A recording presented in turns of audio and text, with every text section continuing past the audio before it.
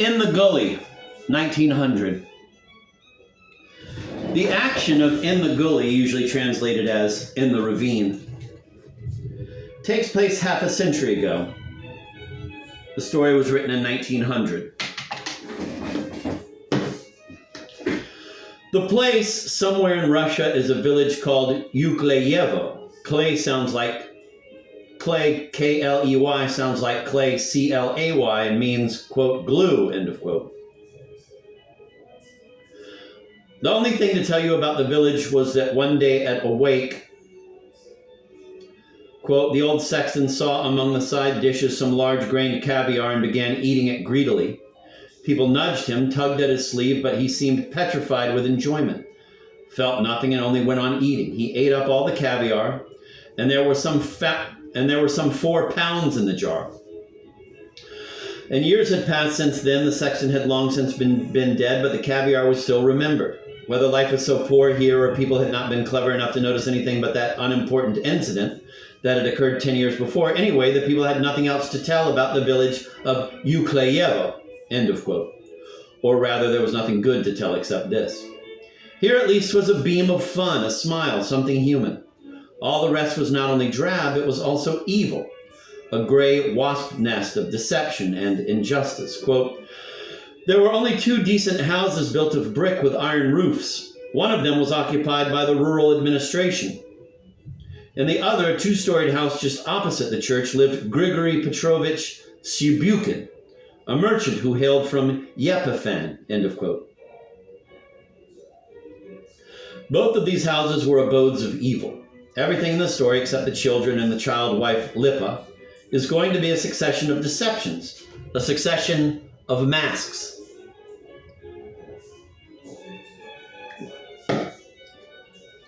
Mask 1. Grigory kept, quote, Grigory kept a grocery, but that was only for the sake of appearances. In reality, he dealt in vodka, cattle, hides, grain, and pigs. He traded in anything that came to hand, and when, for instance, magpies were wanted abroad for ladies' hats, he made 30 kopecks on every brace of birds. He bought timber for felling, lent money at interest, and altogether was a resourceful old man, end of quote. This Grigory will also undergo a very interesting metamorphosis in the course of the story.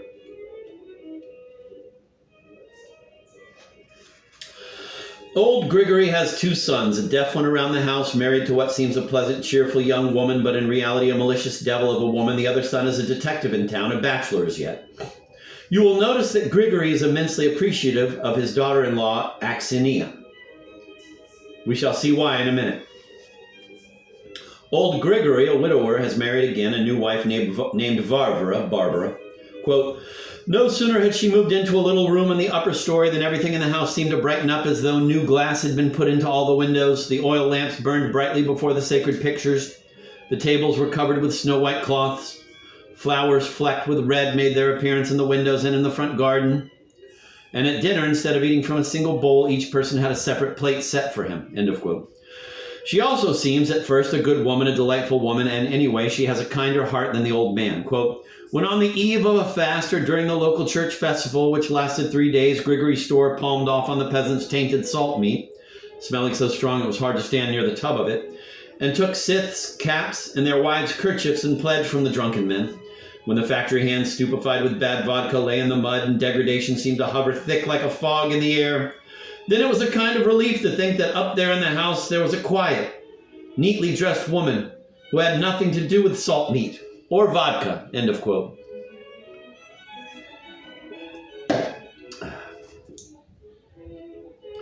Grigory is a hard man, and though now in the lower middle class is of direct peasant descent. His father was probably a well-to-do peasant, and naturally he hates peasants. Now comes Mask 2. Under her gay appearance, Aksinia is also hard, and that is why old Grigory admires her so much. This pretty woman is a swindler. Quote, Aksinia attended to the shop, and from the yard could be heard the clink of bottles and of money, her laughter and loud talk, and the angry voices of customers whom she had cheated, and at the same time it could be seen that the illicit sale of vodka was already going on in the shop.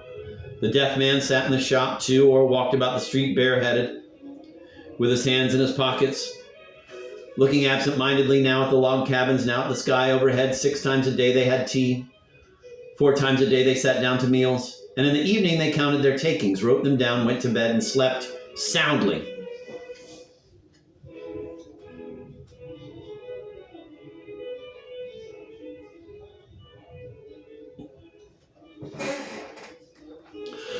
Now comes a transition to the calico printing mills of the place and to their owners. Let us call them collectively the Kryman family. Mask 3, adultery.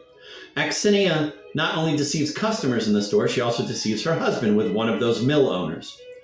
Mask 4, this is just a little mask, a kind of self-deception. Quote, a telephone was installed in the rural administration too, but it soon went out of order when it started to harbor bed bugs and cockroaches. The district elder was semi-literate and wrote every word in the official documents with a capital. But when the telephone went out of order, he said, yes, now we shall find it hard to be without a telephone, end of quote.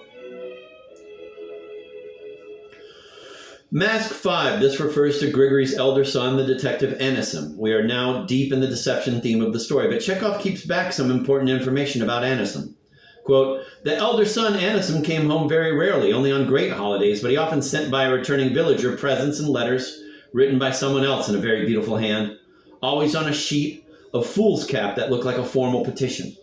The letters were full of expressions that Anisim never made use of in conversation. Quote, dear Papa and Mama, I send you a pound of orange pico tea for the satisfaction of your physical needs. End of quote. There is a little mystery here that will be gradually cleared up, as in the, quote, someone else in a very beautiful hand, end of quote.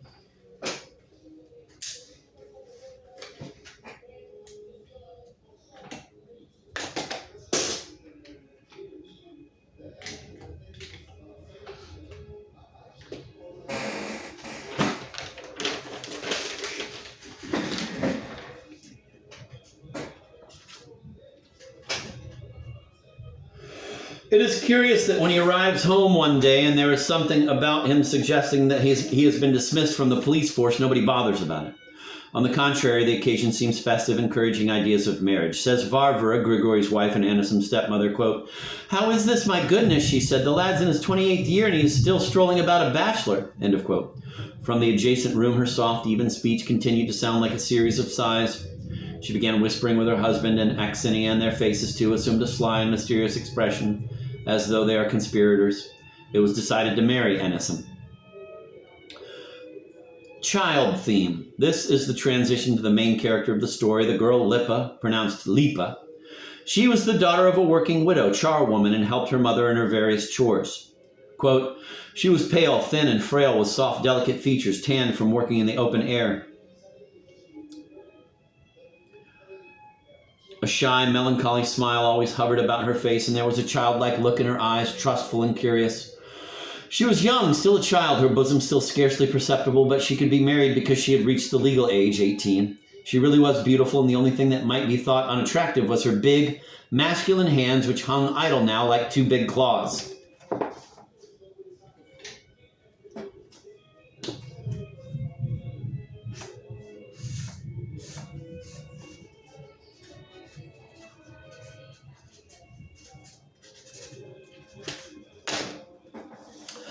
Mask 6. This refers to Varvara, who, though pleasant enough, is but a hollow shell of superficial kindness beneath which there's nothing. Thus, Grigory's whole family is a masquerade of deceit. Now comes Lipa, and with Lipa, a new theme starts, the theme of trust, childish trust. The second chapter ends with another glimpse of Anisim. Everything about him is false. There is something very wrong, and he conceals it not too well.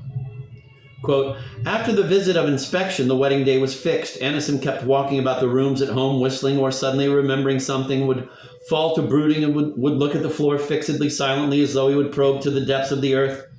He expressed neither pleasure that he was to be married so soon, the week of St. Thomas after Easter, nor desire to see his bride, but simply went on whistling through his teeth, and it was evident that he was only getting married because his father and stepmother wished him to, and because it was a country custom to marry off the son in order to have a woman to help in the house. When he went away, he seemed in no haste and behaved altogether not as he had done on previous visits. He was unusually jaunty and said the wrong things, end of quote.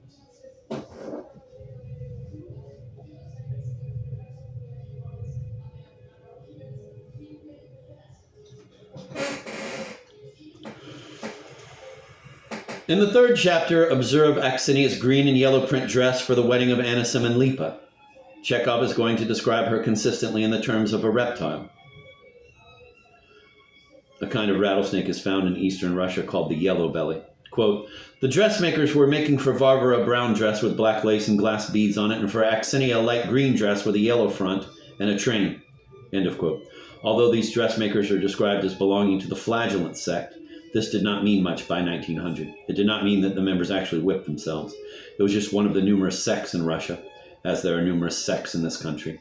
Grigory even practices a deception on the two poor girls. Quote, when the dressmakers had finished their work, Grigory paid them not in money but in goods from the shop, and they went away depressed, carrying parcels of tallow candles and tins of sardines, which they did not in the least need. And when they got out of the village into the open country, they sat down on a hillock and cried. End of quote.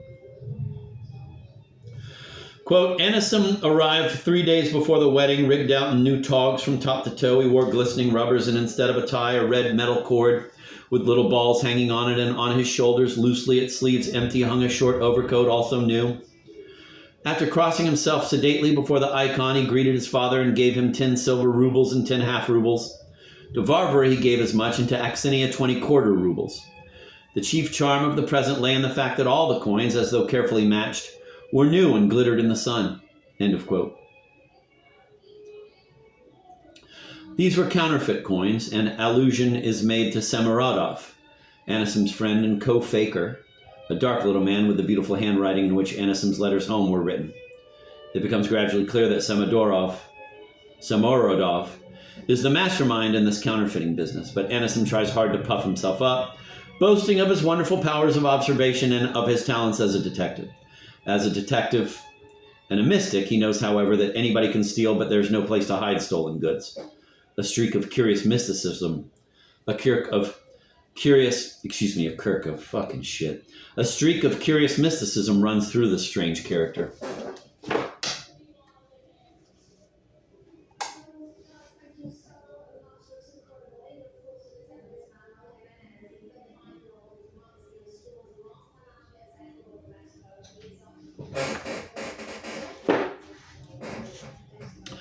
You will enjoy the delightful description of the wedding preparations, and then of Anisim's mood in church during the wedding is worth noting.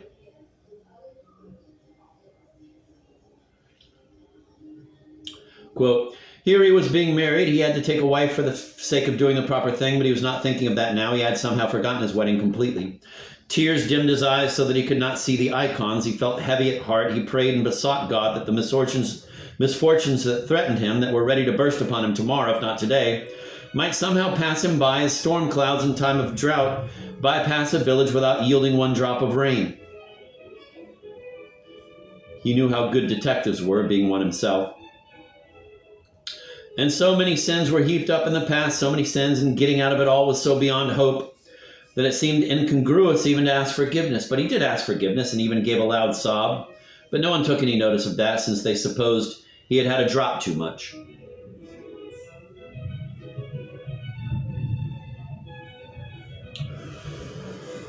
For a moment, the child theme appears. There was the sound of a fretful, childish wail. Take me away from here, Mama darling. Quiet there, cried the priest. Then a new character is introduced, Yelizarov, nicknamed Crutch, a carpenter and contractor. He is a childish person, very gentle and naive, and a little cracked. He and Lipa are both on the same level of meekness, simplicity, and trust, and he and she are real human beings despite their not having the cunning of the evil characters in the tale. Crutch, who seems vaguely to be endowed with second sight, might be trying intuitively to avert the disaster which the wedding itself will result in. Quote, Anisim and you, my child, love one another. Lead a godly life, little children, and the Heavenly Mother will not abandon you. Children, children, children, he muttered rapidly. Aksinia, my dear, Varvara, darling, let's all live in peace and harmony, my dear little hatchets. End of quote. He calls people by the pet names of his pet tools. Mask 8, yet another mask, another deception, relates to the elder of the rural district and his clerk, who had served together for 14 years and who had during all that time never signed a single document for anybody or let a single person out of the office without deceiving him or doing him harm. They were sitting now side by side, both fat and replete, and it seemed as though they were so steeped in injustice and falsehood that even the skin of their faces was of a peculiar thievish kind. Quote,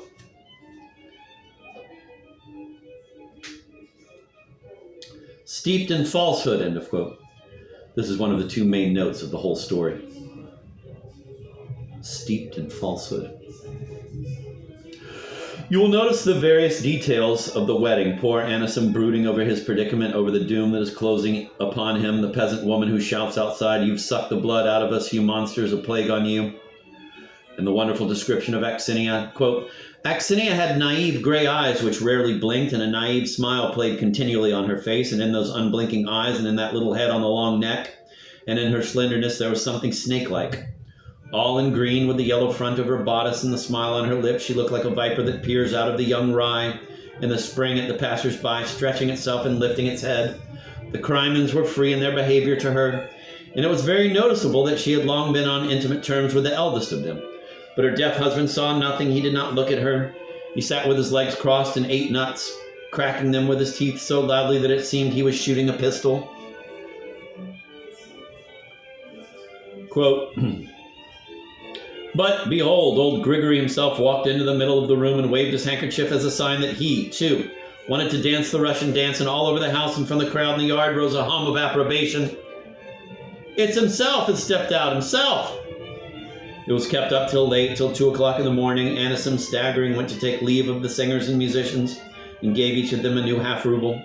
His father, who was not staggering but treading more heavily on one leg, saw his guests off and said to each of them, "The wedding has cost 2,000. As the party was breaking up, someone took the Shikalova innkeeper's good overcoat instead of his own old one, and Anisim suddenly flew into a rage and began shouting, "Stop! I'll find it at once! I know who stole it! Stop!" He ran out into the street in pursuit of someone, but he was caught, brought back home, shoved, drunk and red with anger, and drenched with sweat, into the room where the aunt was undressing Lipa, and there he and she were locked in. End of quote. After 5 days, Anisim, who respects Varvara for being a decent woman, confesses to her that he may be arrested at any moment. When he leaves for town, we have the following beautiful description. When they drove up out of the Gully, Anisim kept looking back toward the village. It was a warm, bright day. The cattle were being driven out for the first time, and the peasant girls and women were walking by the herd in their holiday dresses. The brown bull bellowed, glad to be free, and pawed the ground with his 4 feet. On all sides, above and below, the larks were singing. Anisim looked back at the graceful little white church. It had only lately been whitewashed, and he thought how he had been praying in it 5 days before. He looked back at the school, with its green roof, at the little river in which he used to bathe and catch fish, and there was a stir of joy in his heart, and he wished that a wall might rise up from the ground and prevent him from going farther, and that he might be left with nothing but the past. End of quote. It is his last glimpse.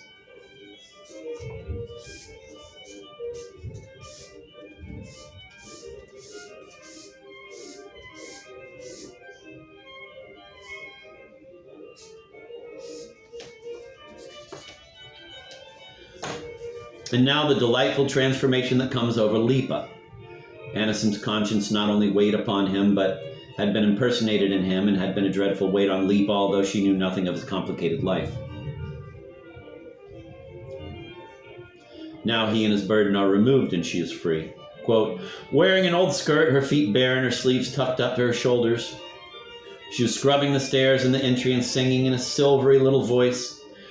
And when she brought out a big tub of slops and looked up at the sun with her childlike smile, it seemed as though she, too, were a lark. End of quote. Now Chekgov is going to do something quite difficult from the author's point of view.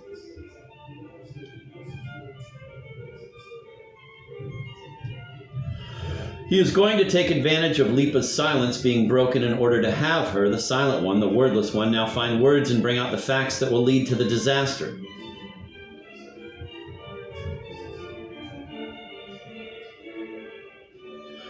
She and Crutch are coming back from a long excursion on foot to a remote church. Her mother is lagging behind, and Lipa says, quote, and now I am afraid of Axinia.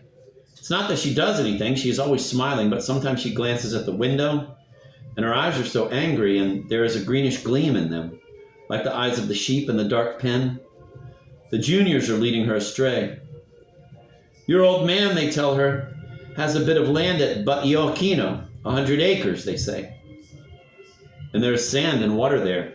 So you, Axinia, they say, build a brickyard there and we will go shares in it. Bricks now are 20 rubles the 1,000. It's a profitable business. Yesterday at dinner, Axinia said to the old man, I want to build a brickyard at Butyoquino. I'm going into the business on my own account. She laughed as she said it, and Grigory Petrovich's face darkened. One could see he did not like it. As long as I live, he said, the family must not break up. We must keep together. She gave him a look and gritted her teeth. Fritters were served. She would not eat them. End of quote.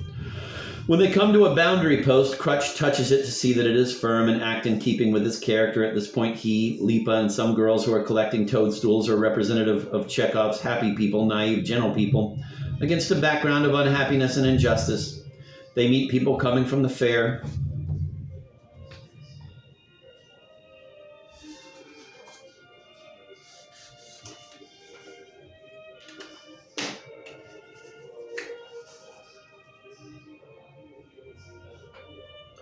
Quote, a cart would drive by stirring up the dust, and behind it would run an unsold horse, and it seemed glad it had not been sold, end of quote. There is a subtle emblematic connection here between Lipa and the happy unsold horse. Lipa's owner had disappeared.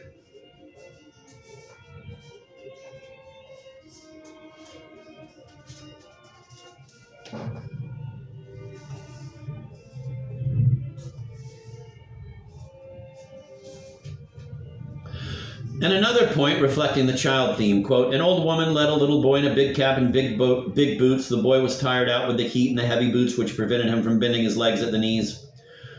But yet he blew a tin trumpet unceasingly with all his might. They had gone down the slope and turned into the street, but the trumpet could still be heard, end of quote. Lipa sees and hears that little boy because she herself is going to have a baby. In the passage, quote, Lipa and her mother, who were born to poverty and prepared to live so till the end, giving up to others everything except their frightened, gentle souls, may perhaps have fancied for a minute that in this vast, mysterious world among the endless series of lives, they too counted for something, end of quote. I recommend to your attention the words, quote, their frightened, gentle souls, end of quote. And notice, too, the beautiful little picture of the summer evening. Quote, at last they reached home. The mowers were sitting on the ground at the gates near the shop. As a rule, the Ukleyevo peasants refused to work for Grigory, and he had to hire strangers, and now in the darkness it seemed as though there were men with long black beards sitting there. The shop was open, and through the doorway they could see the deaf man playing checkers with a boy. The mowers were singing softly, almost inaudibly, or were loudly demanding their wages for the previous day, but they were not paid for fear they should go away before tomorrow. Old Grigory, with his coat off, was sitting in his waistcoat with Axinia under the birch tree, drinking tea. A lighted lamp was on the table. I say, grandfather, a mower called from outside the gates as though teasing him. Pay us half anyway. Hey, grandfather, end of quote. On the next page, Grigory realizes the silver rubles are false and gives them to Axinia to throw away, but she uses them to pay the mowers. Quote, you mischievous woman, cries Grigory, dumbfounded and alarmed. Why did you marry me into this family? Lipa asks her mother. There is a certain gap in time after chapter 5.